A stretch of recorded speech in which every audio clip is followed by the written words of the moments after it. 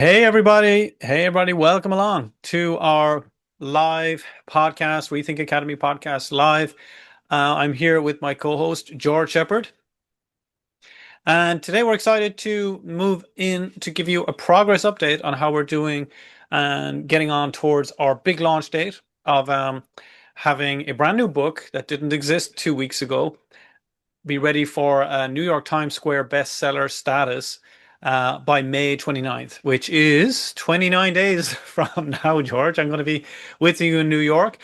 At the moment, we're planning potentially doing a little bit of a live podcast from there, which would be pretty cool. It won't be as long as our usual ones, but we're figuring out what that might look like. So you guys will get to experience that with us in person there. So, George, you've been busy. You have been busy last weekend.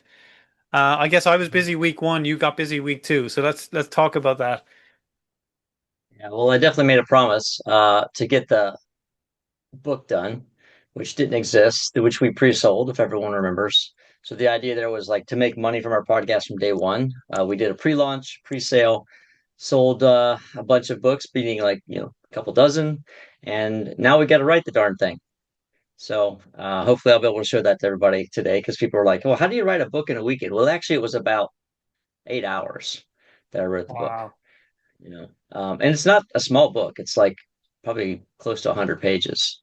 And it's pretty in depth. Anybody pre-ordered it's going to get a chance to read it, and it's one of my best books, I think. I've written quite a few, but I'm pretty happy with it. I covered a lot of the things that normally I don't talk about, but it's yeah, I think it's going to be good. Everyone's going to like it. Fantastic. Okay, so I just a lot of people just joining now. Great to have you here. So yeah, I mean, I'm intrigued to hear about that. Yeah, let's start with that actually. Let's talk about how did you manage to get this book. I'll pop the link in the chat by the way again, guys, to the go get it on Amazon. Type in no if you didn't get a chance to grab it last week. Let me just see. Type in no if you didn't get a chance to get it on pre-order because it's as I said it's still only $1. So just let me know. I'll put in the Amazon .com and Amazon UK link for you.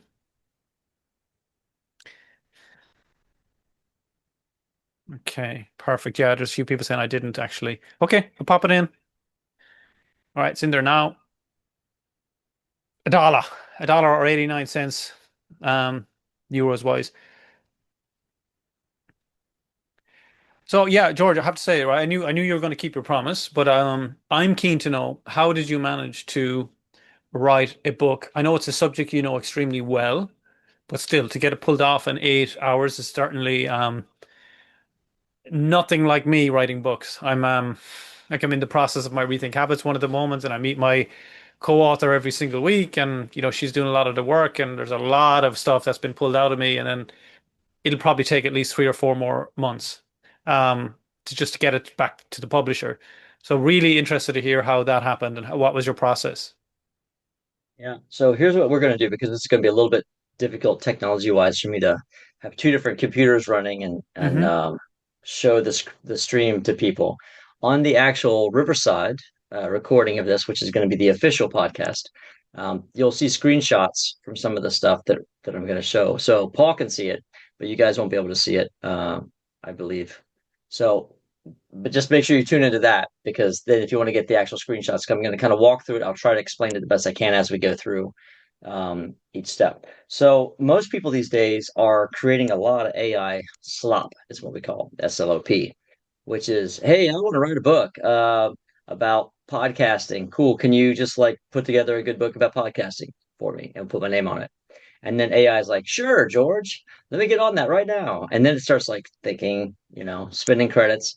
And then it'll give you something that's kind of like what any VA could give you from just doing a little bit of research, copy and pasting, plagiarizing, throwing it out there. And it's going to be short most of the time, which means it's going to condense a lot of things that are not stream of consciousness. They're not telling your stories, the things that make your book unique.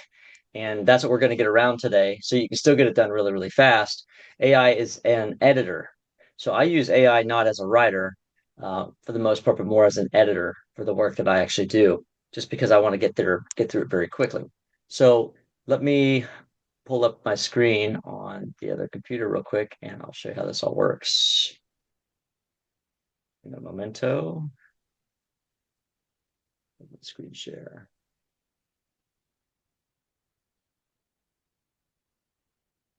How do we There it is, tune into shared. Riverside? Asks Rebecca. Won't Can't be able to do really, that right? today.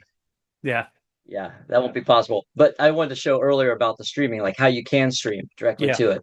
It saves a lot of time. Riverside also has a component. If you don't want to go through, just so since Rebecca's asking some questions, Riverside has its own built-in podcast syndication platform. So if you're doing a podcast using Riverside, you can upload it to Apple, um, whatever it's called, Apple iTunes Play, whatever it Yep. is, Spotify. There's a few different things like that. It does that automatically for you, but you don't have certain control over the stream feed because it creates this thing called an XML file in the background. That's your feed URL. So every different podcast platform will just grab your URL from that because it's a place where it hosts the audio file format of things in the video. And that's all it does, just grabs that feed URL and then posts it to their own platform channel. With Podbean, which we're not affiliated with, but that's the software that I use, you can actually put in stream ads. You can do all kinds of different things, and there's a lot more that you can add to it. If you just want to use it out of the box, Riverside works just fine. But if you want to do some more things like change up some ads, do some other stuff, you can do that with Podbean. It's really cheap. It's like $30 or $40 a month or something like that. It's very, very inexpensive. And Riverside's not that expensive either. Definitely less than $100 a month. So you can have all this stuff launched pretty easily. So let me get this pulled up here for the share Right. Thank you. for the recording. Um, let's see.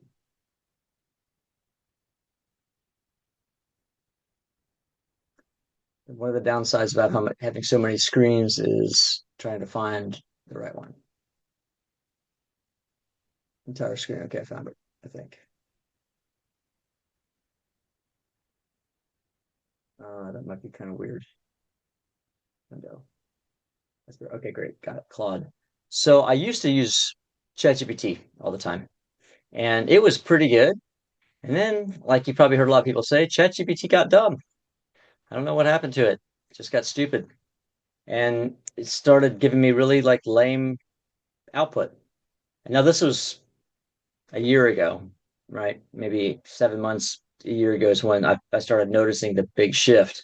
So I started using Claude not long ago, and the output is amazing. So let me go back in time for our.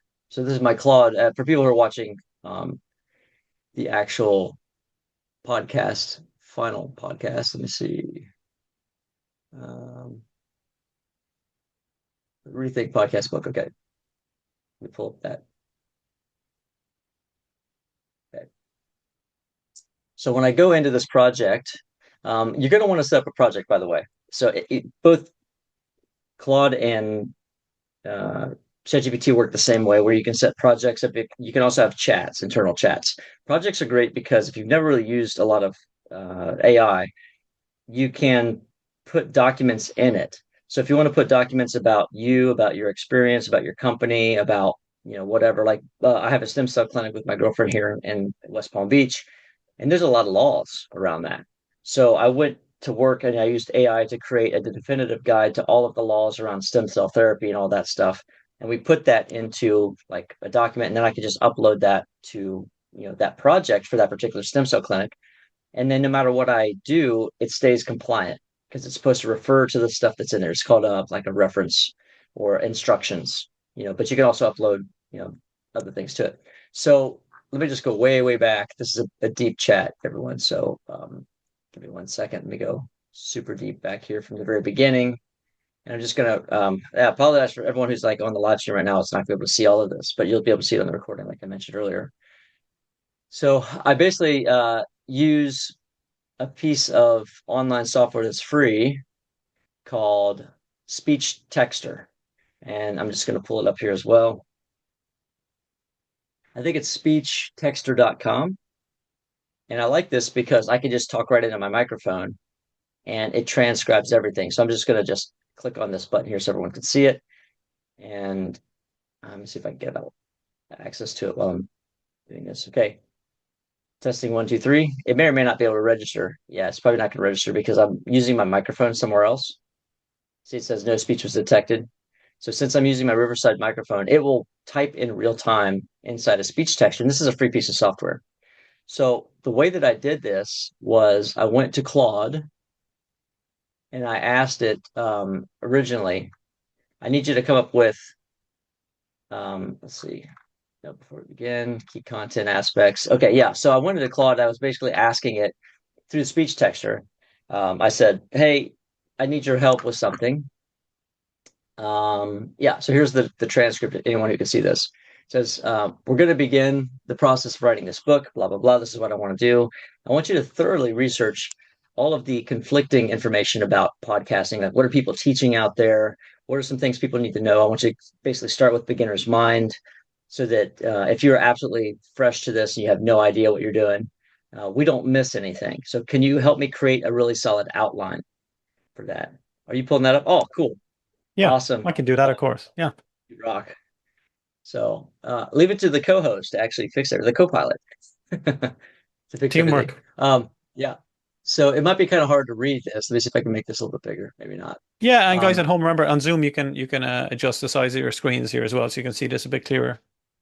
okay. So just literally stream of consciousness. I didn't worry so much about, punctuation or anything else. I just talked to it like what I wanted to do, right?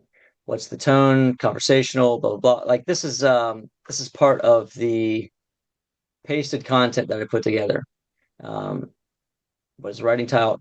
Where did I get this from? Hang on, answer. I know what it did. I asked it originally. Ask me any questions that you need to about what we need to, what we need to do. Like, what's the title? What's the concept? So it created this little bit of a crib note sheet for me. So I kind of explained what it is, this thing that we're doing. Right. So I put that together. I might have actually put that together in another chat when I first got started. Let me see if that's over here. General assistance. No, that's something different. Writing Paul's that's probably it here. Same one. Tailoring comprehensive plan. No. So the so when I put this in here, I just uploaded the document, and that's what became the baseline, for this. And then it gave me a chapter by chapter outline. I was more expecting it just to give me bullet points, but it gave me a whole lot more than what I was expecting. So basically, it said, here's the introduction, here's the core purpose of this, um, what this chapter does, and then has like the key moments and elements. So what I literally did with this is I took all of this, which it gave me the whole outline of the things that I should not forget, which I didn't use the whole outline. I actually cut some things out that just weren't really necessary when I reviewed it. I took this and I dropped it into a Google Doc. When I opened up a Google Doc, and did all this, what I would do is I would go through the document and I would replace the part that I just did. So once I got a final output after I did my talk, which I'll show you how to do, when I did the talk into speech texture, and then I copy and pasted that and just dropped it right into the AI tool and said, I want you to, you know, as an editor, as a book editor, speaking with human, blah blah blah. I want you to rewrite this, right. So it did that, and it rewrote all of my stories. It put all my stuff together. It actually made it sound like me, which is really cool because it was analyzing my entire speech pattern from me talking into the microphone like I was. And this is how I'm able to sit down and write a book. I mean, I could write a short book that's probably like 50 pages, something like that, in 4 hours. So when I said 8 hours, I wasn't sitting my butt in a seat for 4 hours, for 8 hours. It was 2 days, about 4 hours a day is where I sat down and I did this. I split it up because I was just a little bit wiped out after the first day. So this is, and I would go through each of these key points. So the origin of the big audience first. So I took this as a key content point. I just started speaking it as if I'm writing the book, speaking it into existence. I would hover over the period button on my keyboard. So when I would stop a thought, I would wait like 1 second and then I would just click on the period button just so that sometimes when you have the beginning or the end of a sentence, it could get a little goofy. But I didn't use the AI function. So if you use the AI function for reading on Claude, it's not going to give you a great output. It's going to say, I have limitations on what I can do. and it'll start burning up your credits pretty fast because you're using the AI transcriber as well. That's why I like to use the speech texter because it's free. Just there's ads that pop up every now and then, but not a big deal. Is that making sense so far, Paul? Have you followed that? I think maybe. Um, do me a favor, everyone. Put a one in the chat if this makes sense, and then also if you have any questions as we go along the way, go ahead and drop those questions in the chat because I can see them as well. I'm trying to be as thorough as I can. I don't want to lose anybody because this is the sausage making that happens behind the scenes that will actually make you money and make sure that your stuff happens, which is pretty easy to get wrong if you don't do it right or don't understand it.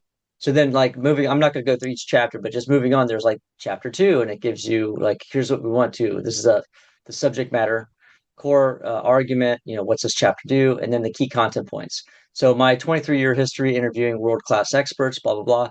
I told when I prompted this, I basically explained I've been doing virtual summits for well over 23 years. I've interviewed the who's who of so many different spaces, so I kind of understand a little bit about how this works and how it can go all wrong, and what makes a great interview. And that's all I gave it. And so basically, it created a key content point of what's my history and expertise and how this actually all works and how people perceive it, blah blah blah. Right. That was one of the bullet points. So when I would go through and do this, let me see if I get out of this part of it. So as you can see, it's super detailed. So it even gives me an idea of like chapter one, how many pages should it be? Like it gave me all the stuff I didn't really necessarily ask for.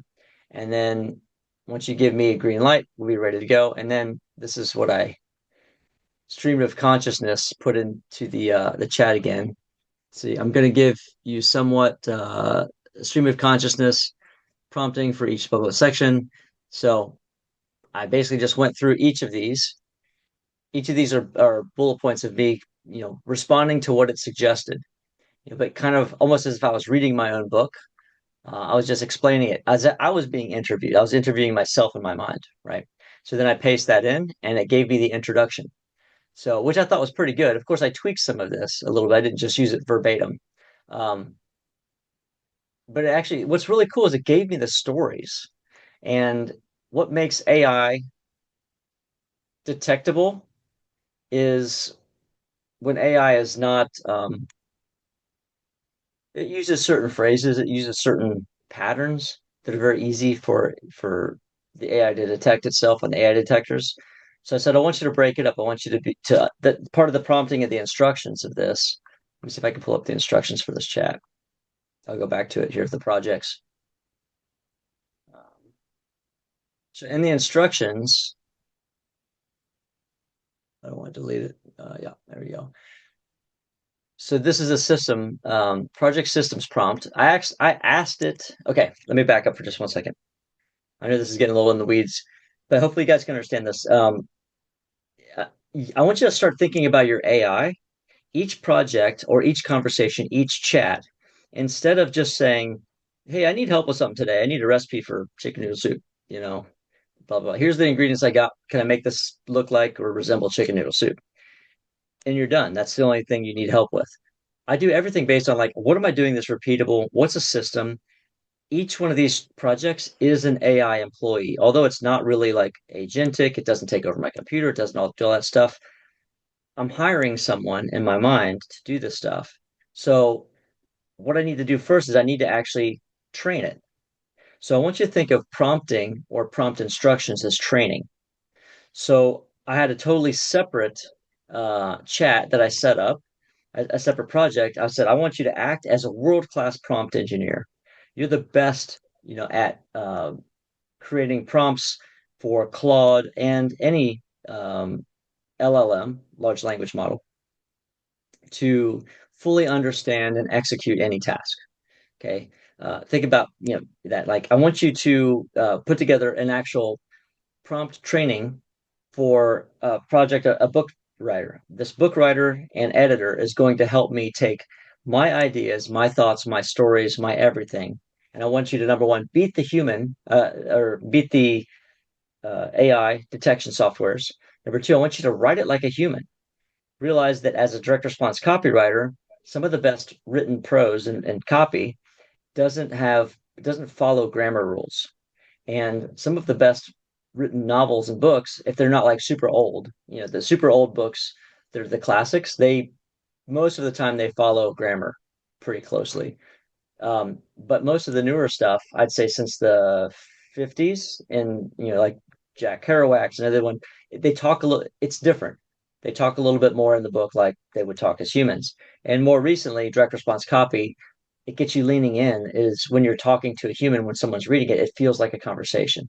So you might have a sentence that's literally like 4 words long with a period. That's a sentence. It doesn't have to be, you know, subject, predicate, verb, transition, all of that stuff, right? That is too perfect. And that's again where the AI detection suite's going to say, okay, I got this. I think this is AI. It's 98% probably AI. So I said, I want you to be able to beat all that stuff and talk like a real human, be able to write like people speak, but yet still be intelligent and don't make me look bad kind of thing. Yeah, and by don't misspell words, use some proper grammar when it's necessary, just so I don't look like a bumbling idiot. But at the same time, I want this to kind of flow off the tongue. So I put all that stuff. I said, I want you to write this prompt for me. So this is going to be the set of instructions I'm going to put inside of Claude. So also, I want you to understand how to prompt like a pro for Claude.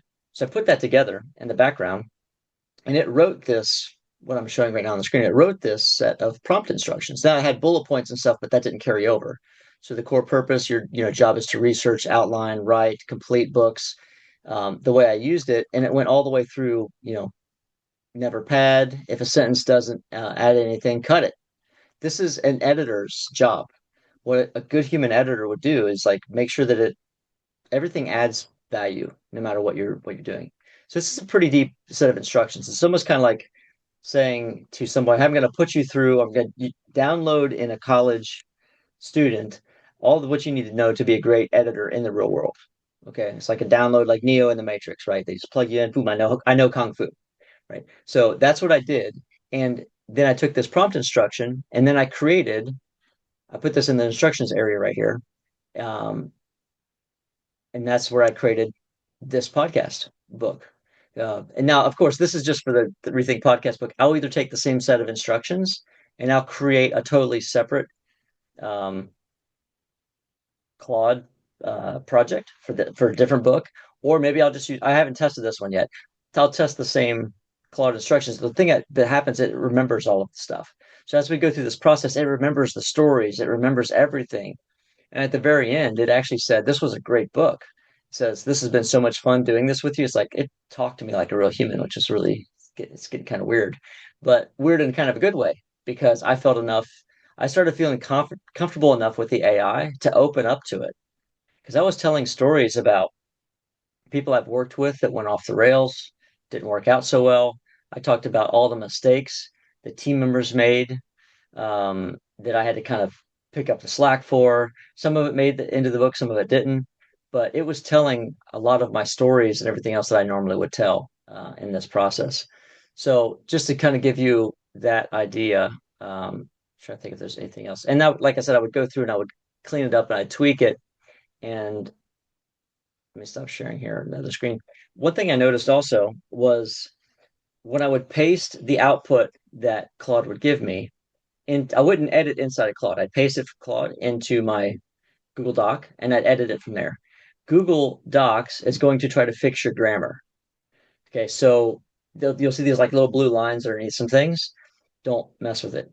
Leave it because it's going to fix your grammar back to because it's also running AI in the background with Gemini.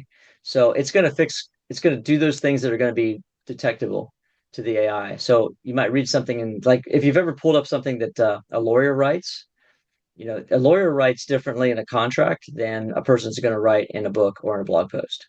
But that's legalese. That's what they call it, right? So, but don't mess with that because if you change that, it changes the intent, it changes the meaning of the entire sentence, and you can end up screwing yourself if you're using AI to create legalese and then you're going to put it into a document and then it wants to change that automatically. Just realize that that's same type of scenario, but we pretty much fixed that inside of the prompt thing. So can you please prompt us on chat? Um, Lucia, could you explain that a little bit more? Do you mean how do you do this inside of ChatGPT? Is that what you No, mean? she means can you share the prompt and just copy it into the Oh, chat here so she can copy and paste it at home? that's going to be a tough one. Yeah, I Um, think so. I'd because say the I'm best thing to using do two is play different the computers. recording and yeah, have your whisper flow or something similar record it in real time and it'll just go straight into text.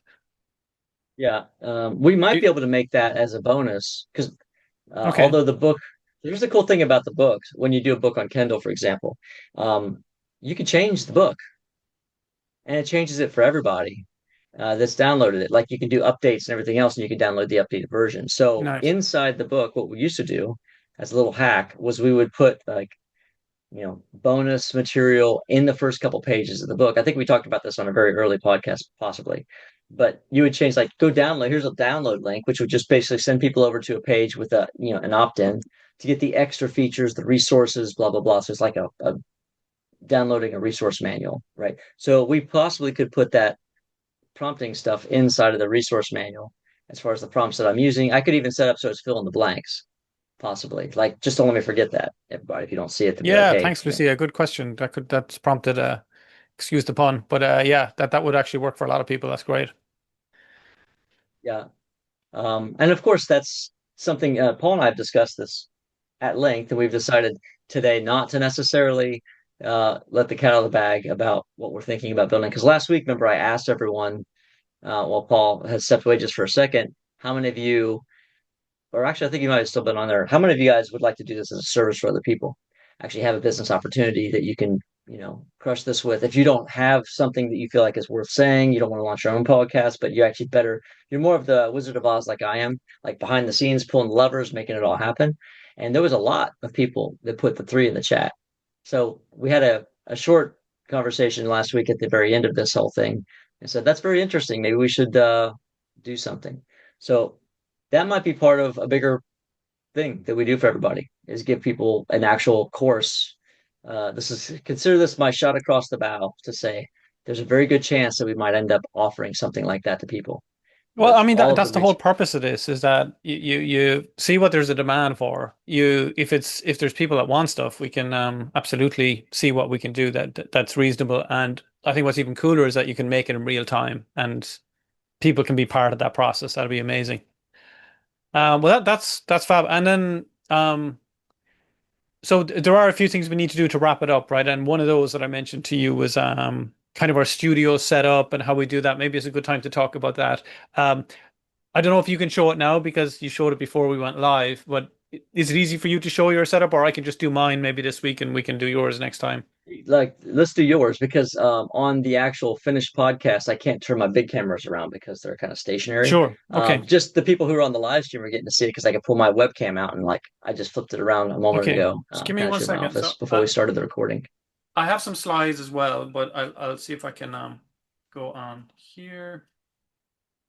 Hello. Let's make this guy pin. Cheryl, the speech, it's called speechtexter.com. That's the speech to text thing. Hello, Okay. everybody. So I can see you on Zoom, just so you Yep. know, Paul. Oh But I yeah, don't you can't hear. see me on Riverside. So how do we do that? Yeah. Uh, that's a good question. That's going to be your primary camera. You'd have to log in with your Oh, you can only do um one, right? Or could I do yeah, this? Let me just see. you'd, Let's try this. Nothing like you'd real have to log in time. with your phone into Riverside. I'd have to Let's let you in see. there, and then you'd be a secondary streamer to that. Yeah, let's see. If you got the link that I sent to you in the WhatsApp, Mm-hmm. Yep. and I'll let you in. Oh, one more thing for you guys. When you guys saw my podcast setup, where I've got a screen up on my, and I've got my computer behind this stuff. I work on the main desk, and I've got the screen in front next to my camera because I'm able to watch things. Um, there's a splitter, an HDMI splitter that I use that splits. So I've got one of my screens on my computer, and then one screen here works perfectly for me. It's the same exact match. Okay, so when I do that splitter, then it that way I can see things on both sides. So if someone else is sitting here at my podcast doing the podcast, I can be monitoring it, or someone on my team can be monitoring it behind me, and I'm still seeing everything on the front end. And you can pull things up and like notices and countdown timers and stuff as well. But we'll probably get into that a whole lot more in depth, later on. So I don't see it coming in just yet, Paul. Yeah, it keeps saying restart studio. What's that about? Uh, maybe Oh, you know what? Live in the recording. Maybe you can't come on when we're actually recording. That's maybe. probably what's happening. Okay. Well, Yeah. I'll do both anyway. I'll do a screen share in a moment. So let me come out of this. Okay, so you can definitely see me. Okay, so let me this is cool. I've never done this live before. We start with the roof. You can see all my jerseys. There's my Liverpool FC uh roof of fame. Um I have my cricket, South Africa, Ireland, South Africa, Australia, cricket, etc. Right. So this is obviously this part nothing to do with podcasting. I know people like to see behind the scenes. So these are some of my book libraries with some of the art of one of my daughters. Um, and I have another library here. And this is sort of the awards wall. Can you see there? I didn't tell you this, George, but I have another one Paul, of these boys. we got Bad boys, another um 25 million one coming soon. Pretty cool. hey Can Paul, you, can you can hear you hear me? me okay? We have Rebecca and a few other people saying we don't see anything. So I'm wondering if the stream itself, um, because you're using Zoom like webinar or something, if they're Yeah, all focused on your main background and they're not seeing the camera. interesting. Because they Because I got have us. it pinned. I have it pinned on Zoom. Oh, really? Yeah, Okay. Because I've actually clicked on the pin, so I'm seeing your stuff really close. It's just he's using a handheld camera, so it's like a vertical video. yeah. So you might need to find that. Okay. Let me see. Now I can So see if there's a picture of your desktop showing you're yeah, that's because walking. I shared it. Let me see.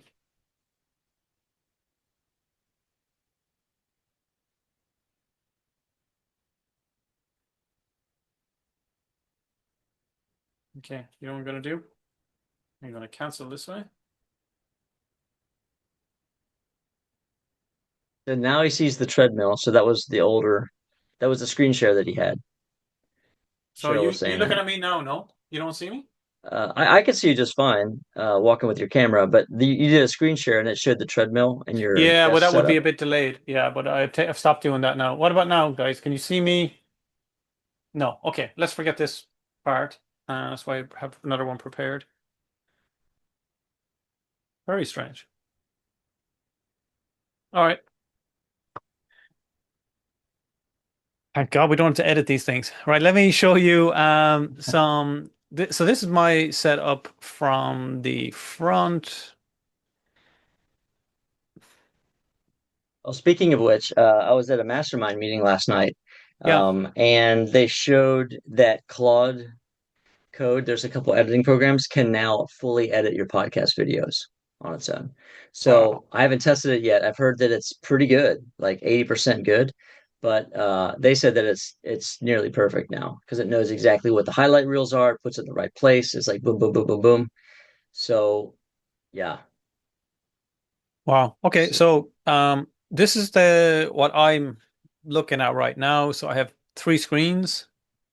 So that allows me to have George on the left, share PowerPoints in the middle, and have my chat on the right to see what people are saying. Um, I use if you look carefully, you mightn't even notice it there, but there's my main camera is here just below the Horn of Africa. There's actually a teleprompter built onto it. Now that's there's like literally between the front of the lens and the back of the camera, between the back of the camera and the wall is about half an inch. So that's what I love about this Elgato teleprompter. We can go into that in more detail another time.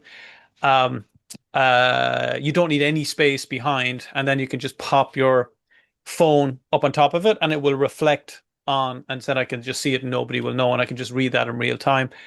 These are Elgato lights, so Elgato lights, Elgato teleprompter, and this is my Stream Deck. So what the Stream Deck allows me to do, if I just stop share for a moment, um, it means that, and if I pin myself rather than George, it means I can do things that, you share that um, on Riverside too?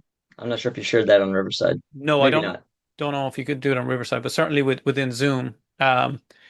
But it means I can do things like this and be moved over to here or to here, or even invite in. Um, Let me see if I do a curtains loop, right? So I could do this at the start, like to make it much more production friendly. Um, and then um, back to me here, or have the curtains opening, and me behind it. Now, what's really interesting about this is I can have this girl kind of saying, "Look, all right, yeah, come on in we go. Come on into the presentation." So, like, there's a bunch you can do with that. So, if I go back to the slideshow for a moment,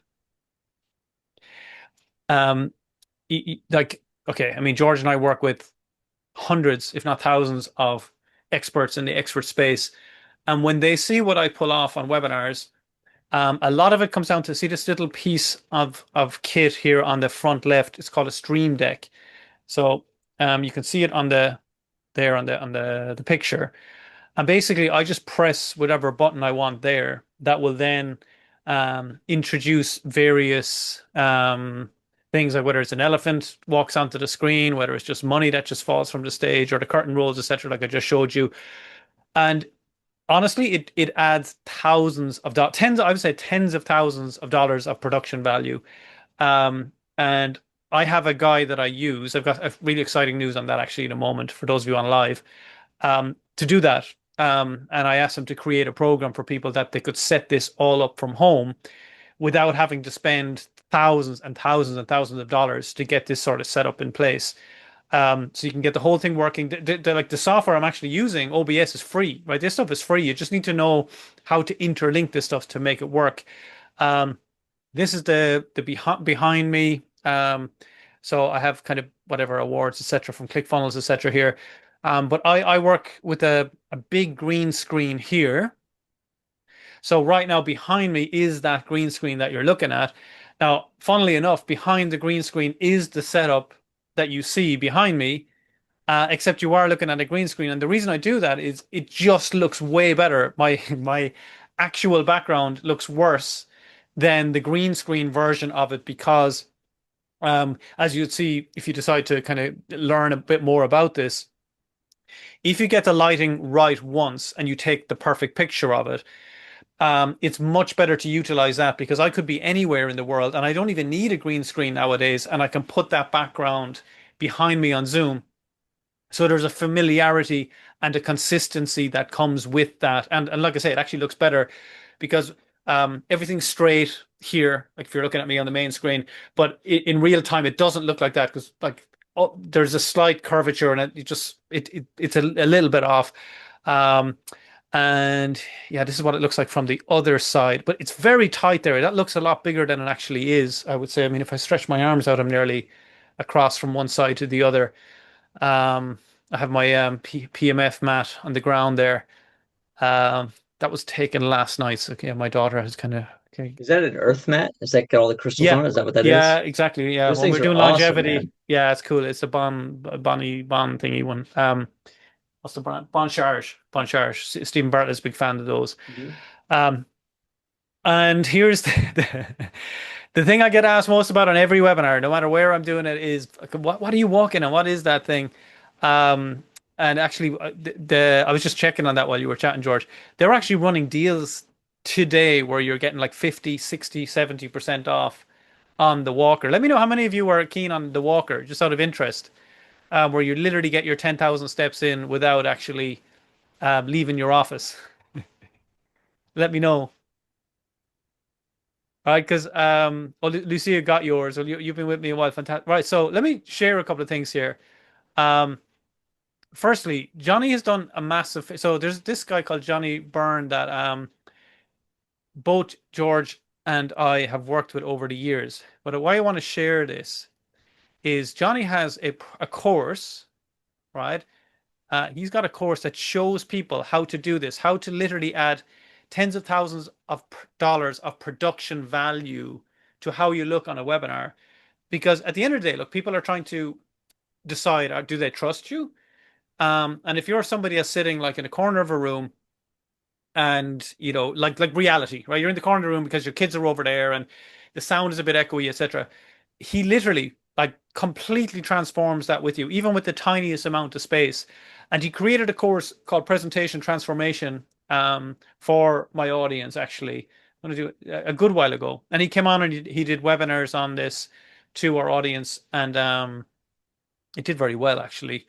Um, but I've asked him to do me a big favor. So what it's $497. So I've asked him to do us a huge favor here. And this is literally only for those of you on live, right? So any of you watching the recording, any of you watching this in the future with I'll do a share here. Share screen over here as well so you can see it on the other one. Maybe 1 second, maybe put window. Yeah, there we go. Um, while you're on live, okay, this is what we've agreed for today, right? So there's the link, rsm.1/stage set. It's a $497 program, and I would 100%, actually not even 100%, I would 200% recommend that anybody who's got any interest in podcasting, webinars, working from home, just even if you're working in your job from home and looking an awful lot more professional, etc., with nice lighting, etc., course creation, anything like that, I'd recommend you go get it. But for those of you on the call, Johnny agreed to knock off $300 um, off it for literally while we are on live today. So if you use the coupon code RETHINK, right, if you use the coupon code RETHINK, and that's the beauty of this podcast, we can do these crazy things that literally only those of you that show up live will get. It's going to drop your investment on it to just 197, right, to $197. So take a picture of that because I'm not going to spend long on this. I'm not doing a slide deck or any of that. It's literally you get your whole setup, how to use Stream Deck, how to use OBS, the whole thing. Um, and I won't lie to you. Johnny's like, this isn't worth my while selling you. I said, I don't care. I just want you to, I just don't care. It's perfect timing. We're talking about this. You're our secret weapon. I just make it super ridiculous for people that they get all of this and they can set it up. You could turn this into a business, by the way. You could consult and show businesses how to do this and how to look more professional. So, Johnny did delighted that he did that. Huge favor. And so up to yourselves. I don't mind if you do or not, but I just thought it'd be a really cool thing to add in for you guys. So I'll give you a chance on that, and I am going to pull up something on the walker in a little bit. I just need a bit of time to go and chase that down. People are asking what's the specific brand, etc. Because what I did do with them also is I have an agreement where I signed up as a partner where I can promote and give discounts to it. But I know they're running like promotions, just happens to be this week anyway, where they're running anywhere from 25% to 60% off. So it could be the perfect week for somebody there. You don't do it, George. You're not on the walking brigade yet. No, no, I'm You not don't have doing that yet. space. I probably could make it. There's just about enough space to put a walker here, Okay. but yeah, I'm just kind of stationary at the moment. Yeah, well, let me tell you a couple of unexpected things, right? It's a pattern interrupt, right? I'm the only podcaster I know, certainly that's walking all the way through the podcast, unless like they're outside and doing it, but the sound isn't going to be as good. Anytime I'm on live webinars, it's like I mentioned, it's the question, is he walking? What are you doing? People just become fascinated by that. And what we've seen with advertisements is the time that people spend watching the ad is much longer. The exact same text when I'm walking rather than standing still in front of the camera, which is fascinating. So it does something to the brain that increases engagement. Not that they were any of the reasons why I signed up. It certainly wasn't for marketing reasons that I got these walkers, but it's kind of fascinating how it does do something that people get engaged with. And um, I have a book called Rethink Remoting, actually, that I wrote with Johnny Byrne. And a big part of people's concerns about working from home and doing this type of stuff that me and George do for a living is they say that um, sitting is the new smoking, right? It's like a convenient way to kind of keep people going to work every day. Um, Not to mention that you're sitting in the car all the way. But I like that. I say, yeah, that's a pretty good challenge of home working. But that's why we rethink it, right? So, well, what? So I started, funnily enough, with a bicycle. and I just couldn't do it. Like, I mean, I gave it a go. It's literally a pain in the ass, like literally. But secondly, there's just something awkward about pedaling, like pedaling while you're trying to work. Um, it's just easier not to. So it kind of it doesn't feel natural. You have to actually think about it to start pedaling. But with walking, it's like, okay, I'm going to fall off if I stop walking. So it's pretty natural that I'm going to keep walking. At any point, you could just kind of step on either side, like I'm doing there. It's not. And when Les Brown saw me on, he's like, "Oh my God, I got to get myself one of those." I don't know if I'd recommend it to Les. To be fair, because I think he wears like nice polished shiny shoes, and I always wear runners or sneakers when I'm on it. But oh, I have it here now actually. Um, thank you. This is the model I use. By the way, you feel free to go onto the site yourselves without using any links or anything like that. It's called Home Fitness Code. Most of my management team now have them. They have a big sale on like 60, 58%, 33%, etc. on. But they did give me, here's the link. They did give me a coupon code that you get a further 5% off even on the sale prices that are on right now. So The Riverside screen too for our yeah, let me Riverside do that too. listeners. Thanks for reminding me. It just happens like today that this is on because it's not something I'm ever going to email my list about is, hey, get yourself a walker, right? But this is like the perfect thing. So I know what Lucia, and if you were going to ask straight away is, can you put that link in the chat? So give me a moment. I will do that. This Um, is that live selling component we talked about last yeah, time, where this is absolutely. like new. I mean, this is if you think about if you've ever been on a webinar, you've got usually one single offer, and it's at the very end, whenever the very end comes for most people's webinars. But throughout your entire podcast, as you're going through this process, you could be dropping links in the chat. You could be, if you're doing like a live stream on YouTube, for example, or you could be doing this type of thing where it's like, hey, look, I put something special together. Hey, if you like this coffee mug, like you can use this. If you like this walker that we've got, like all of these things, this is how you're making money. I mean, there, some of the newer influencers have talked about that I personally know. They're like, oh yeah, I was unemployed a year ago or 2 years ago, and within those next 2 years, I learned how to do this like social media stuff, literally with here's some links, here's some not necessarily even like live selling, and now they're worth $1 million. They've got $1 million a year like affiliate, income channels. It's like, what did you do? And like that short window of time, it's because once you start getting into a row with this, you have to keep doing it. Most people will quit within you know, a couple of weeks, maybe even a month or two. Like they get to that point where it's just like, is anyone listening? What's going Yeah, on? And they quit. They quit so early, like 3 feet from gold.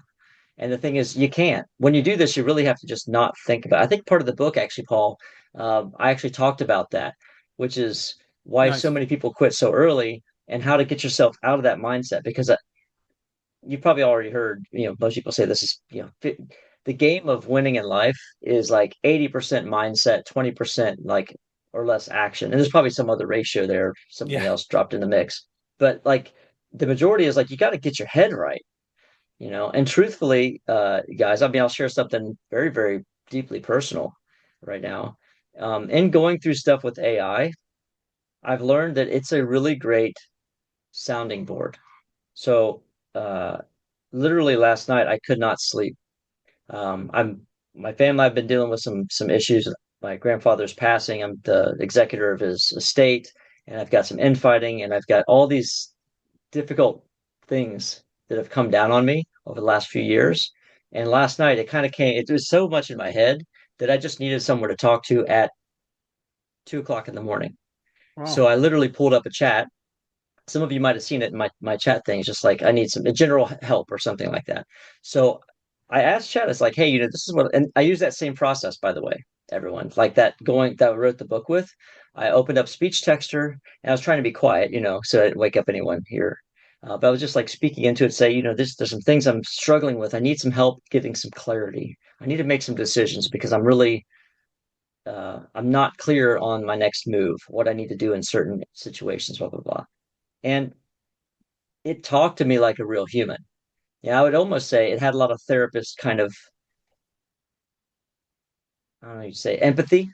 which is really cool, but it helped me organize things. It kept telling me to go to bed, which is really funny. It's like, hey, I think we figured enough out for today. Why don't you go to bed? And I kept like pushing it. I'm like, that's not me. That's not how I'm wired. I need to have certain plans in place so that when I wake up in the morning and my feet hit the ground, I'm moving. Right. So let's just give me a minute and help me work through a couple more things. But you can, like any of the stuff that we're talking through, if you say, I get stuck on what do I have to say? Like what's really important that people are going to want to know. So if what your podcast is going to be about or what your next book is going to be about, and you're like, why would someone want to listen to me? Talk to it. Open up a separate chat. I wouldn't do this in the same chat, probably. I mean, maybe there's a benefit to it, maybe there's not, but talk to it like a person and say, I just need your help to figure a few things out, you know. But yet you have to tell it how to respond to, I want you to have the brain of a world-class business coach. Think Tony Robbins, think, Zig Ziglar, think blah, blah, blah. I want you to also, if that's for like your motivation and your clarity, your insight, I also want you to have who are the people that you look up to? Like, if you can get an hour's worth of coaching time with like your dream team, who would they be? Just tell it, this is who I need to have around me right now, surrounding me. And it'll give you some really cool, options. That's telling me I should probably plug in my battery on my thing. Uh-oh. Well, that's very smart. Like, you going back to the whole Think and Grow Rich idea of Napoleon Hill of building your own mastermind. Um, and when he talked about that, and like I'm a huge fan of that book and those ideas, but he would get you to visualize and just to imagine like Abe Lincoln or whomever it was around the table. But I always felt that in order to do that, you'd want to be very well read on on that person and probably have to read their autobiographies so you'd have a sense of what they know, who they were, the likelihood of what they would say, how they would advise it. But to be fair, what's happened with ChatGPT is just outrageous, where you could, say, ask me as if you were George Washington or Abe Lincoln or a more modern day version, which is, and even more specifically, if you don't know the names, I mean, you could also say, act like you mentioned, but act as a seasoned CFO or a seasoned CMO or a seasoned podcaster. I know that was certainly something I would use it for if I was going to be interviewing guests on podcasting. I would say, right, I want you to act as a podcasting coach. You've coached some of the top five in the world. How should I structure the questions? How do I make sure it's not too laborious and it doesn't feel like the same every week? How do I mix it up? How do I know how long to wait for answers? And just get like real life coaching from it, because that's 100% what it can do now. So yeah, interested to see how you use it in your personal life there, George. That's interesting to me. You can even ask it like what you're saying, like, this is what I want to do, this is what I want to get accomplished. Who should I hire? If I was going to create an AI team around me of the best, like who are the people that I should put on that team? It'll even tell you people that you don't even know. Like it'll help you discover people like Stephen Bartlett. It'll help you discover other people that maybe you're just like, I never come out of the blue. I'm so surprised still how many people don't know some of these folks we've mentioned a number of times. When I'm just talking to people like, well, who is that? What do they do? They don't even know. But it's amazing because once you get onto someone's work and they're really great, like it's hard to put it down. It's very easy to binge that stuff. Yeah. So that's how I use AI. I think there's going to be, the pendulum always swings, right? So right now the pendulum is swinging to where everyone's like, hey, replace every human on your team. AI is going to be the ultimate, job killer, but it's also going to be the ultimate productivity tool, putting like $1 million businesses into a single person's hands. Like anyone that's a single solopreneur can launch a business now using AI, and within 6 months have a $1 million valued business. Like they might not have made $1 million yet, but the money and the revenue that got generated is generating $1 million business, over the course of a year. Like you could easily do six figures a month. About 6 months from now, you can build that whole business that's making you six figures a month just for yourself and with a couple AI bots.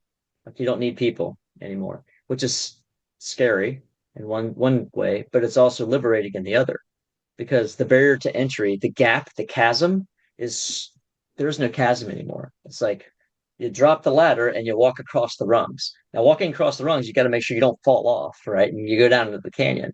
So you got to be very careful. That's what I'm saying, like learning how to prompt and just kind of going through this process. There'll be a time when you don't need to prompt anymore. I truly believe you'll be able to tell a computer, be like, hey, this is the gap. I want to get over here. How do I do that? And they'll say, this is how you do it. It's like, great. Could you do that for me? Can you go ahead and set that up? I truly think that we're going to be one conversation away from having AI build everything until the AI evolves and decides to leave this planet and leave us all behind, like they did in the movie Her. If anyone watched that movie with Joaquin Phoenix, great movie. Um, yeah. Paul, just as a heads up, the video stream I've got where I plugged my computer in, but it's not charging fast enough. So I've got 3% on the Oh, okay. Well, to be fair, um, do you know what? Let's just as a heads we up. can wrap it a little bit earlier today. I want to like say thank you to everybody for being here again. We're on an hour now. Let's just outline what we need to get done while you have that 3% there. What do we need to have done by this time next week? I think we probably need to let's do some studio setup things for the book. Um, we'll probably look to just so people understand what will I'll all of the kit I'm using. It's mainly Elgato. Elgato actually don't have an active affiliate system at the moment. They said they've taken it down for influencers. But sure, the microphones that I use, they did say it's on a per person basis. So I'm going to reach out to them this week and just again anything that we're using, we'll put the exact information in there so you don't there's no messing about. I we probably I guess put together like a sheet of based on your budget what type of kit you should get. But other and I need to write the intro for it.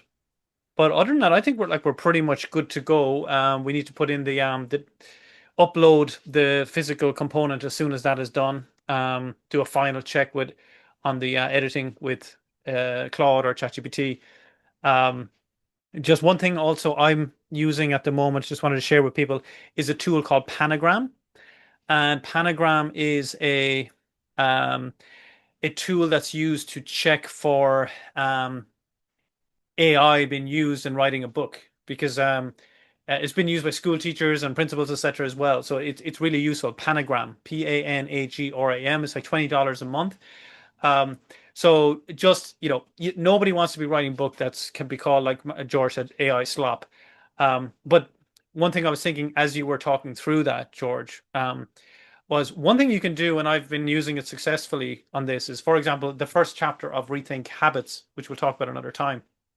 Um, and by the way, this is live now. I don't know if all of you know this, but Rethink Planner is live, so that's gone on Amazon if you want to get this. But as part of that, the Rethink Habits one, which is coming next, I wanted chapter one to be a summary of what we know from the main habits books. And I got, ChatGPT to do that for me, but then I don't want that to include that as the chapter. So what I did is I read it out in my own voice with my own versions and just so took exactly how they wrote the chapter and structured it. Then I read it out, read it back using Whisper Flow to save it. And I put it through Panagram and it showed up as 100% human, right? So you can get your AI to do all of the work, just like George mentioned earlier, where he was doing most of the work. You can also then go the other side, get your AI to do a lot of that work for you, and then just read it as how you would read it. And yeah, literally, it went to like 100% human in terms of all the content. So excited about all of that because it really is a game changer for us all with the opportunities to get content out there in a new light that massively increases your credibility, especially with the two things we're going to be continuing to share with you for a bit, which is the podcasting and the book. And together, I mean, it's a whole other next level as well. Yeah. So I got my camera set up. Oh, fantastic. Yeah. So yeah, that's a little easier now. Actually, I didn't even think about doing this. I could actually show. I know it's probably coming through the audio a little bit, but I can That's fine. show everyone the Yeah. studio again. There's people who are online right now and see the crazy mess that the studio is. Nice. So yeah. So cool. Cool. Rebecca's asking for more details on the event in New York City. Well, we'll have more details on that in due course. The date is 29th of May, Friday the 29th. Um, yeah, I think well, I'll find out the times closer to the time, but yeah, Friday, May 29th for anybody living there. The podcast won't be done in a particular room. We'll be just there doing it live from Times Square. Have a bit of fun with it. Any last thing you want to add today, George? Remember last week you set people a bit of a challenge.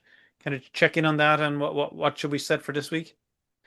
Yeah, actually, that's a really good point. As accountability partners, we probably Yes. should say, we should probably ask everyone, like, what did you get done? Who actually did the challenge from last week? Yeah. Who's got that first set done? Like maybe even give some feedback, ask questions that you might have for us that you might Yep. have had last week. What was the challenge last week? I forgot. I don't know. My You brain said it. was focused on the book. I don't remember. I know I had my challenge was to get the book done, and Yeah, no, I I know had to that. get I that had to done. leave for a few moments at a kind of a family emergency. And when I came back, you'd issued the challenge, but I didn't actually get a chance to hear what it was. I mean, I think it was related to podcasting. What was your to get started and get set up, or Yeah, it what might was have going to been be about, right? if anyone that's in the chat right now, if you want to go ahead and just drop in the chat like what that challenge was, if you remember exactly what it was. But I think it Yeah, was start the process as far as getting whether you get your first episode done or not, like get the cover art done because you can do that pretty quickly if you wanted to, and or just put an outline together. Who know who your avatar is. Like that's the part of the process that we usually start with itself. Um, but I'd be curious to see who did that, who didn't do it, who struggled with it, and see if they can get her done. Uh, but as far as moving on for this week, I would say, you know, my challenge is always like get into action, like write the book. It doesn't have to be perfect, but go through the process of writing a first draft book with the expectation that you're going to throw it away. You're never going to use it. No one's ever going to see it, never going to see the light of day. You'll delete it afterwards. But if you go through the process, like you're going to be flexing those muscles.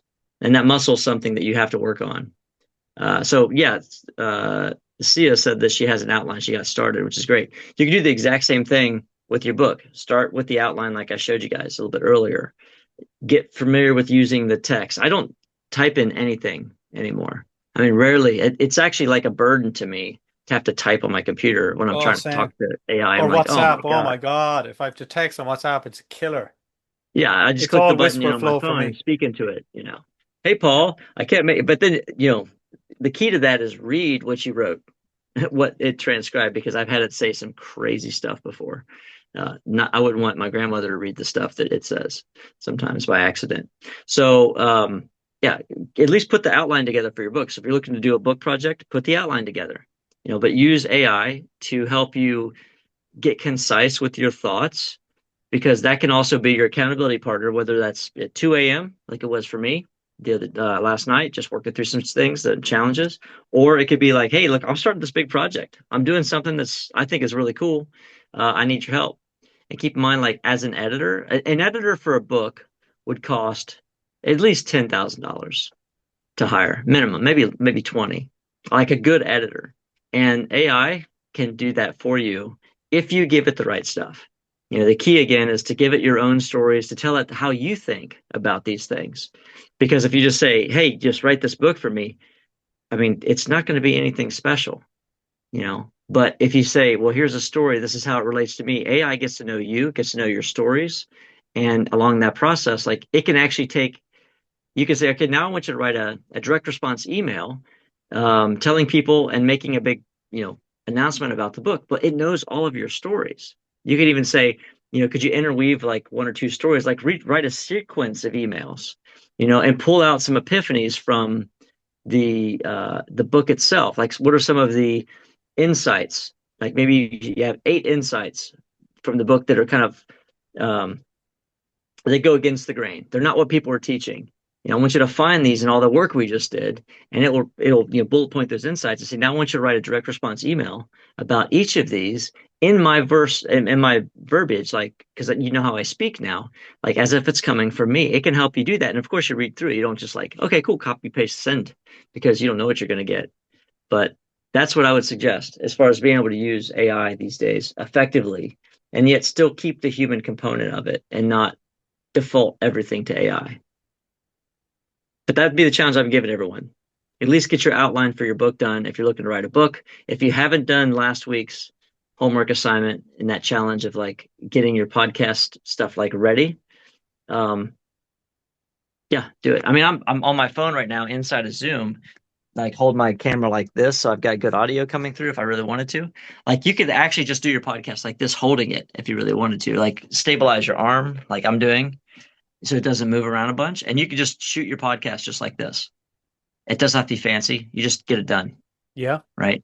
And Yeah. lighting, you saw the lighting I've got back here. Anyone who could see that, it's just these lights are probably like $200. I get three of them for $200, and they last pretty much forever. They're all LEDs. They change to any color you want. It's like super easy to use, you know. I think they're newer. NEWWER is the brand, I think. But yeah, they got a lot of different stuff. So you don't have to have a lot of money invested in this thing. A few $100, you know, decent camera if you want, or just use your cell phone, you know. But there's no reason not to do it. Okay. Couple before we wrap up, just a couple of the questions that have come in. What's that thing we recommended in terms of chat? So for me, I'll show you this one. It's definitely my favorite. It's also recommended by Stephen Bartlett.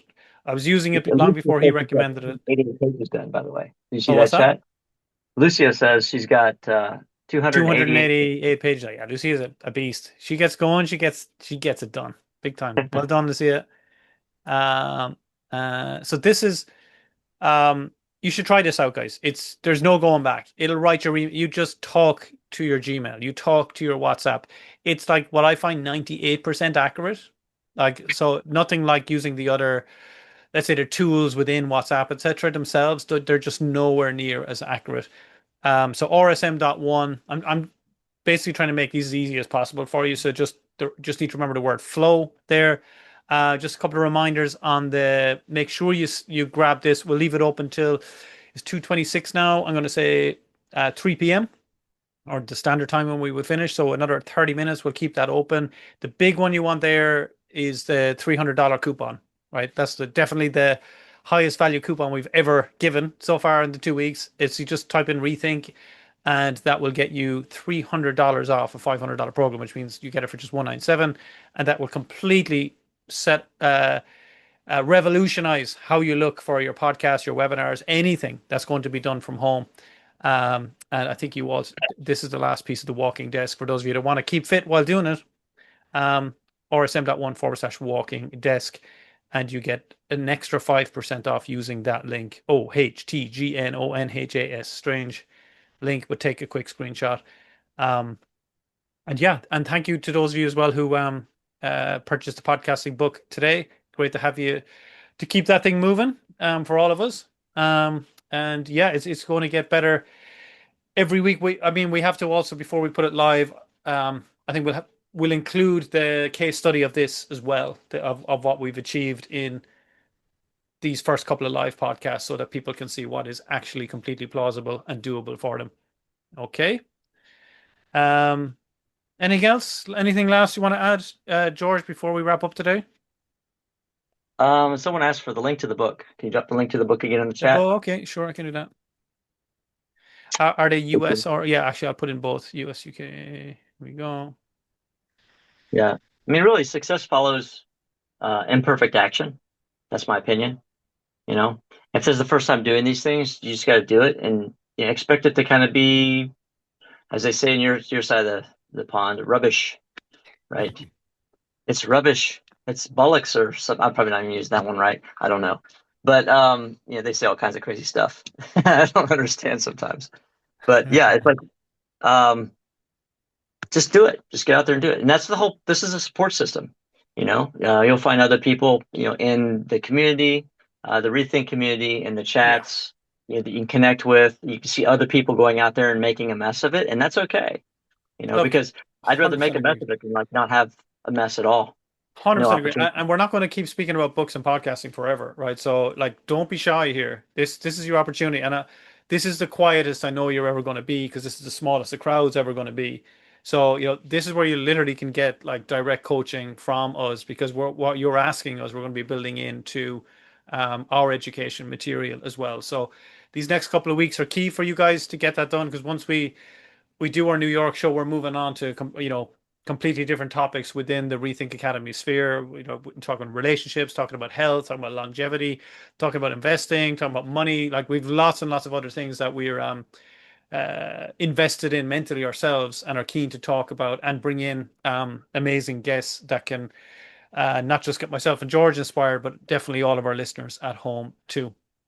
Oh, I remember there's one other thing, George. It was about getting the podcast live on Spotify and yeah, what's the update on that? Good question.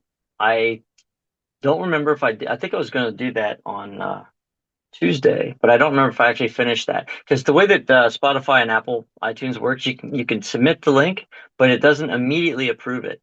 And usually they said could take up to 48 hours to get the approval. So there's a chance that it might not be approved, or I might have totally just had a brain fart and not completed the process. Oh, that'd be But cool. Because, yeah, I've yeah, never by had a the end of the day podcast on today, it. I will definitely make sure that it's live. Yeah, for sure.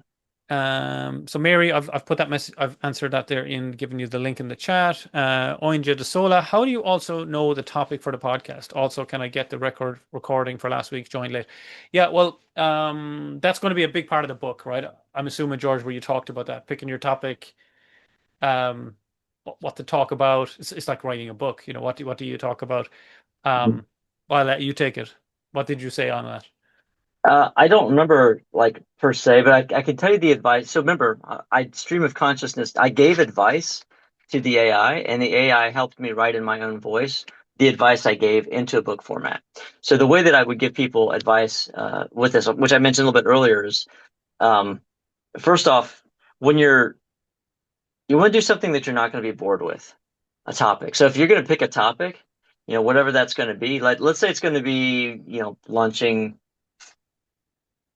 doing a sustainable garden, like creating a food forest for yourself. Like if that's something you're really excited about, awesome. But if you know that you're going to probably lose interest in that after a short window of time, 6 months or something like that, then that might not be a great topic for a podcast. Like what's something you could talk about endlessly and you'd do it for free if you didn't get paid? Like what is that thing? Or it doesn't even have to be something that you know a lot of stuff about. I mean, this is the cool thing about doing a podcast. And I found that when I launched my first physical magazine, like print magazine, put it on the newsstands and everything else, when I launched my first virtual summit, when I did all of these things, my first podcast even, it was stuff that I was genuinely interested in. I knew enough to be dangerous, meaning like I knew enough to kind of fake my way through some stuff and kind of be useful. But by no means was I an absolute expert. So I actually went out, I found the experts or I found the information and I shared it with other people. If you learn something good enough to teach it, that's mastery. Okay, you don't have to be a master from day one, but the path to mastery is actually taking each imperfect step, each imperfect action. So what's something that you really enjoy that you could do without getting paid for, whatever the scenario is? It could be parenting, it could be anything, and you can go to your chat or your Claude. I'd recommend Claude because it just seems to be working better than chat, and they kind of go back and forth. They trade each other, like they pass the baton every so often, several months or years, but ask it. Just say, hey, I'm looking to do a podcast, and I'm trying to find a topic that's exciting to me, that's something I'm not going to lose interest in after a few months or a few weeks.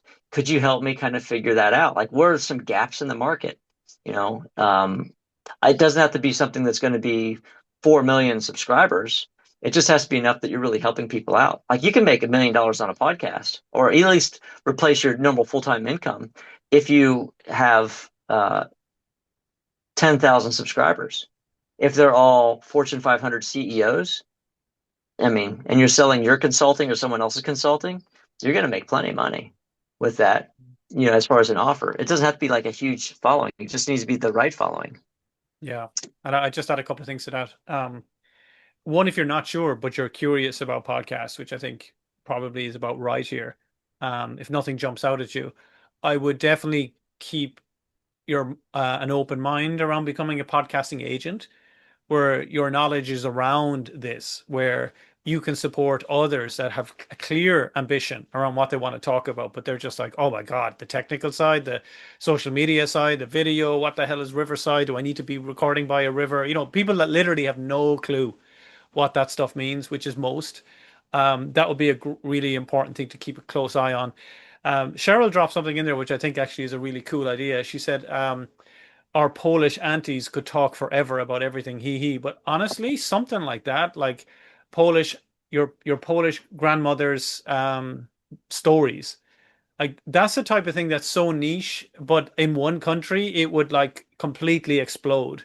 Where it's like, oh my God, that just reminds me so much of my grandaunt or my aunt or a different generation of people that have amazing stories to share that if it's not recorded, they'll just get lost in time.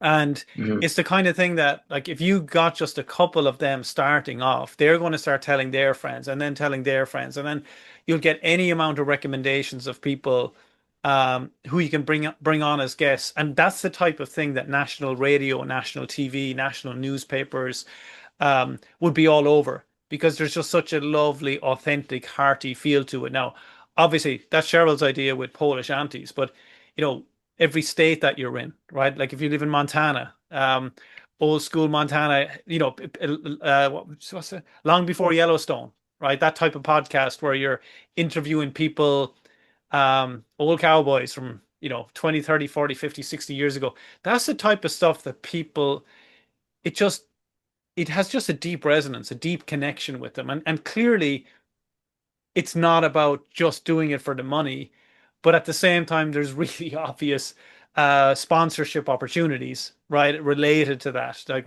what does that kind of age group, what are they going to be interested in, right? Is it checking on their wills, checking on, and they're okay with that. They're not going to be upset by the fact that, what age group they are and you know what the types of challenges they face because, sure as hell, they're not interested in getting advertisements about how to place TikTok ads or something, So it's you have a very clear audience and demographic that will be interested in that type of thing, and I think that's a brilliant idea, and I think it has legs. You just need to start in one city or one country, and that whole idea can then be licensed to other countries where you can get people to kind of take it over and run it in different places. So I love it. I think it's a great idea.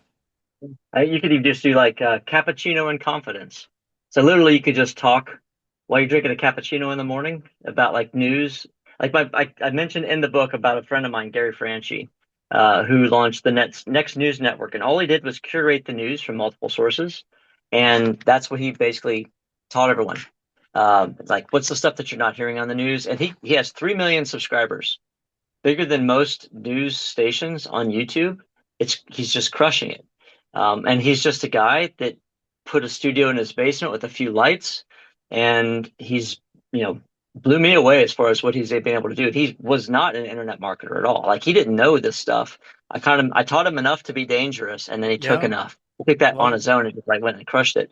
So, and I love that idea, Paul, that you mentioned, like the anti the idea. Polish Yeah, aunties. It's fucking brilliant. I love it's just I would so it listen to just that. feels so heartfelt. I mean, they could talk about their menus that they've had for stews or the different types of soups that they grew up with, and you could bring, make sure you click on the link because we're going to include the exact menus of how it was made. Ah, it's just what songs did you sing? And you get them on and get them to sing these old songs. It's just it literally the media writes itself for that type of stuff because they were crying out in the world today for good news stories, for connection with who we used to be, connection with the non-digital, but through digital.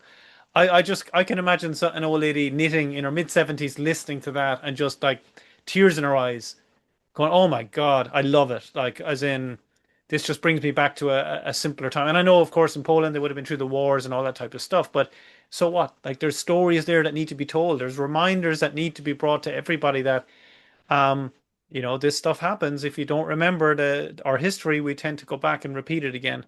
So that's a great idea. I Conversations love with it. I grandpa. love it. I've always wanted to go back and record my grandparents. There you go. Conversations with grandpa, conversations with grandma. Like that's also, it could be a very, not just a human thing, but a family thing too. Like your kids may never know these people. They might not be around. And I think that could be a beautiful thing to be able to share with people. And what's kind of funny when you said that, George, is like I know if I was listening to other Irish granddads, even though mine are long gone, I'd be like, oh my God, like The Irish I'm going to Granddads be podcast. transported back in time, I right? love it. Yeah, but it's so true though. It's like you're going to hear your own granddad, you're going to hear your own granny, you're going to hear. So love it, Cheryl. And look, please, and I hope this is what we inspire you guys with. Like we're doing live podcasts here that we just decided, let's go, let's do it, right? So that's the piece now that you need to follow up on. And Mary says, "Oh my God, I could cry. I missed it." Right. So there you go, Mary. It's like if anything like that. Back to your point, George, and thank you for that question originally from Oyo, who was asking, what do we talk about here? Because it triggered this conversation. Something like that you're like, oh my God, yes, like I would do that for free, right? Because it does. Do you know what's interesting is here is somebody says, my heart needs that too, says Cheryl. That's the thing. It feeds you in other ways. And I know I keep talking about Joe Rogan. I hadn't today, but I'm going to because I was listening to him this morning, and he said, Brian, his guest Brian something said, "How long did you go on your podcast without making money?" He said, "Years, like years." I said, I'm talking years. I just love doing it, right?" So there's multiple ways of looking at it. I still think you can make money early on, right? And I think you'll get plenty of sponsors, and there's no reason not to do that. Like it's different for someone who's already a multimillionaire, but if you're putting the time in, you're creating a service, you're adding value to people's lives, you are truly going to make a difference. So these forever stories get, basically you're creating a time capsule that people will be able to go back to the early 20th century forever by making those steps now. But the longer you wait, the less people that are around to make those recordings, the less, the more of the history that we lose. So I know every single one of you here, there's people that I'm sure that might inspire you around that. So, and you're worried on the tech side, like make sure if something's been triggered in you there, you sign up to that presentation transformation program. Use your $300 coupon, right? So that you can get yourself set up, get your studio set up, get the right sound stuff. It'll set you up perfectly there. And yeah, like 20 minutes left on that. But oh, I think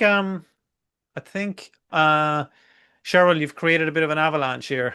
Yeah, Mary says, "Oh my God, I could cry." See, it's like I've been inspired.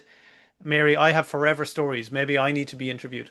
Mary, why don't you start it off? Maybe you start speaking about your stories. Don't wait to be interviewed. You speak in the first ones and then you invite others in, right? That's what a lot of podcasters start off with is they don't have people that they're going to necessarily interview because they don't know what they're going to ask yet, but they've got stuff to share. So that's a really good example. Where does one begin, says Mary? Well, the book. The For the technical side, I've dropped that link earlier, so hopefully you have that, Mary, if you want to get set up with a professional setup so you can sound good and look great.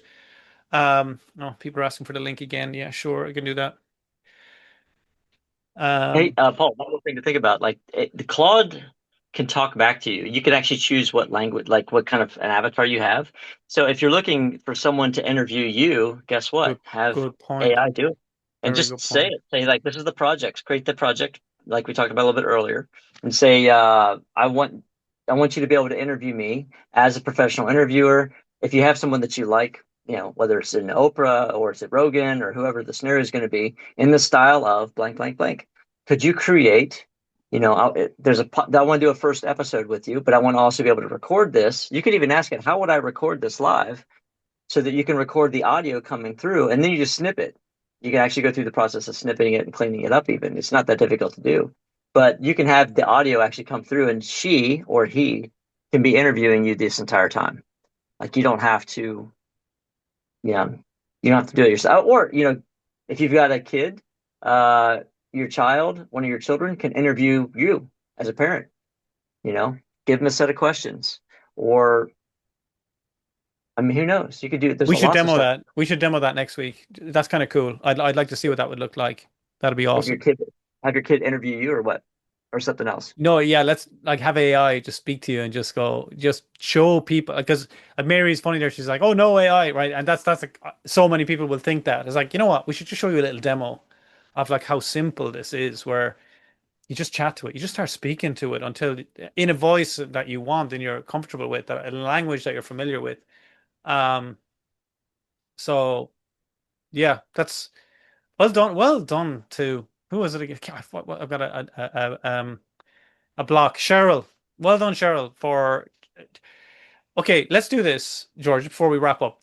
Anybody that's still here, type in a group of people that you feel like you would love to have their stories heard. So we've had the Polish aunties.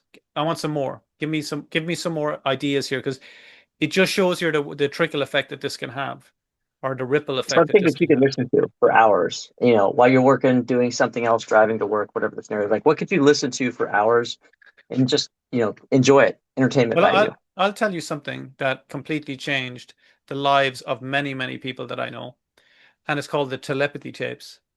And some of you may not have heard of this. So the telepathy tapes is a lady who I believe is a lawyer actually, or either a journalist or a lawyer by trade. I think a journalist actually. And she happened to come across a mom who had a kid with autism, and the mom said, "I'm telling you, my child can read my mind. Like it's a fact. There's no other explanation for it." And this lady started digging into it and turned into a podcast, a series of interviews. Um, I think now hundreds, if not thousands of them, where she's interviewed the parents of children with autism about remarkable stories of what's happened to their lives. And this is very pertinent because my daughter, like 100%, my older daughter, has telepathic skills. It's scary. I know 100% she can read my mind. Um, but when I was doing spelling training with her up in Dublin about 2 weeks ago, it was just remarkable. Like, so what they do is the teacher reads out, let's say, the history of Mexico or something, and then they come back and there was like seven kids. They're all nonverbal, and then they spell it out on a board, like age 7 to about 10, and they get all the answers right. And then we started to realize, hang on a second, a couple of the kids weren't even in the room when the story was being read out. We're like, okay, well, there's no way they have this intimate knowledge of ancient Mexican history.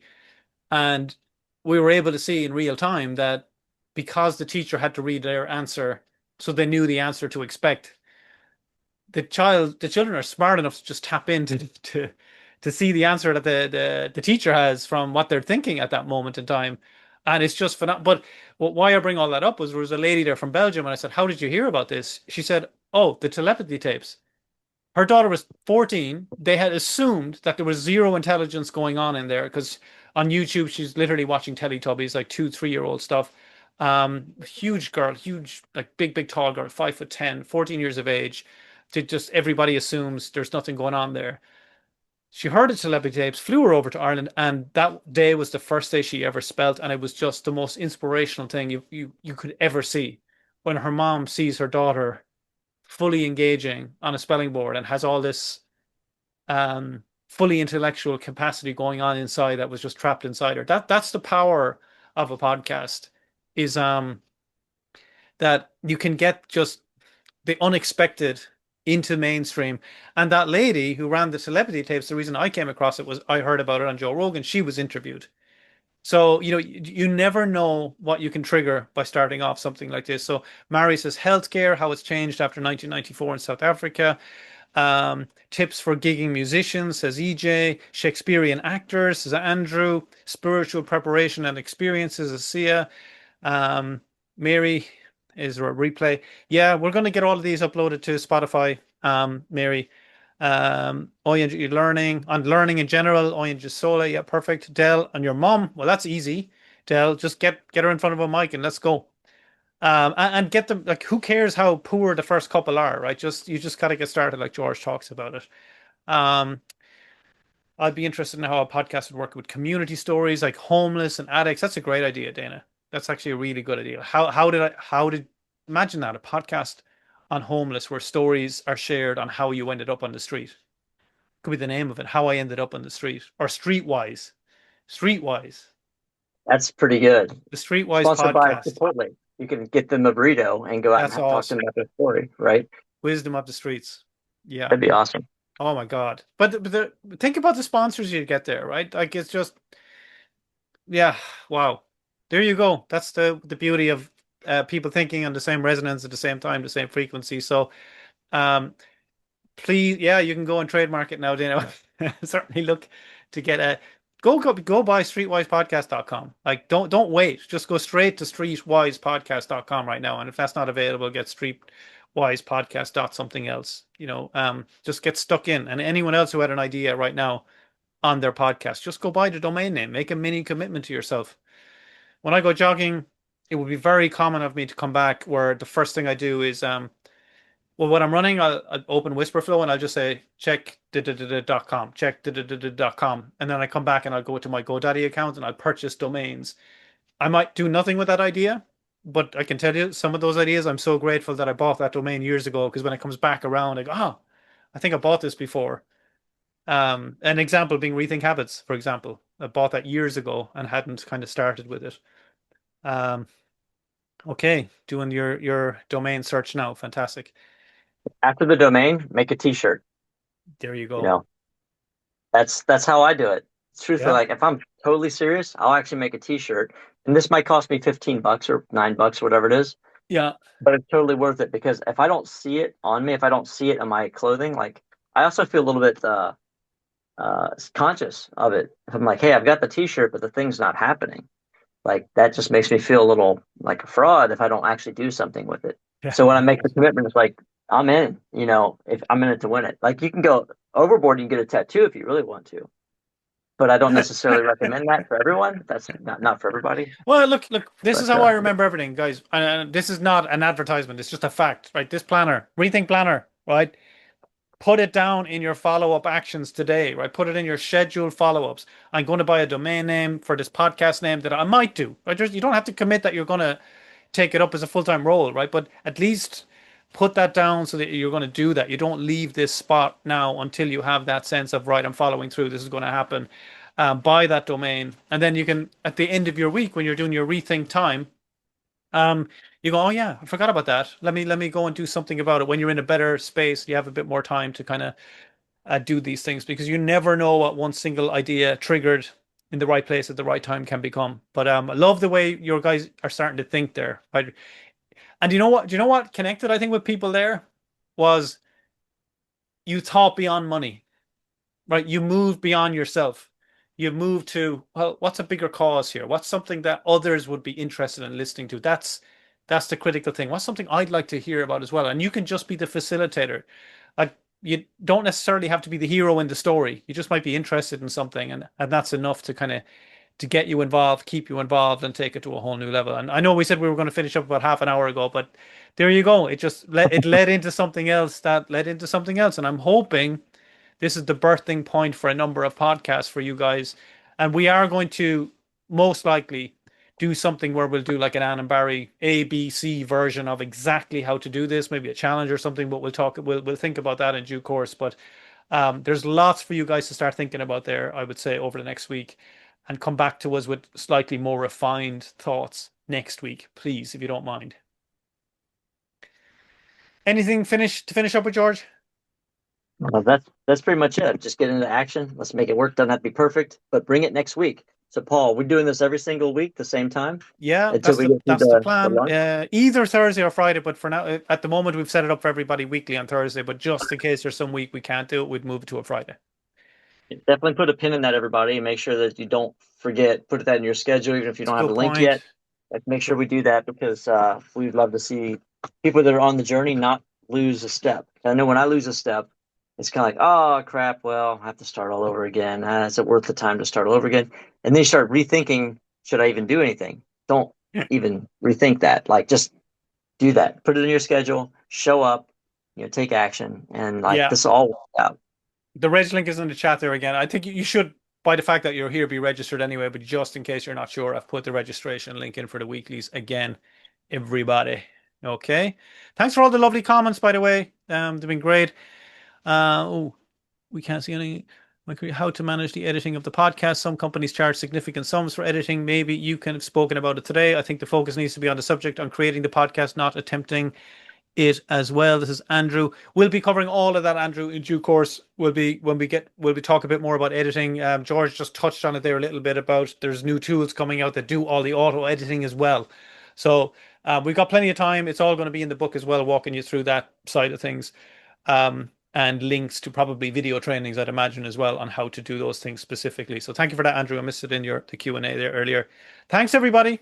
Have a wonderful week ahead. We'll get this recording up as soon as we can, and yeah, soon it's going to be available in lots of places. Thanks to everybody who subscribed to the YouTube channel during the week. We bumped our numbers by a couple of hundred, which is great, and that was all due to last week's live. And yeah, let's keep that going. Okay. Thanks, everybody. Take care. Bye bye.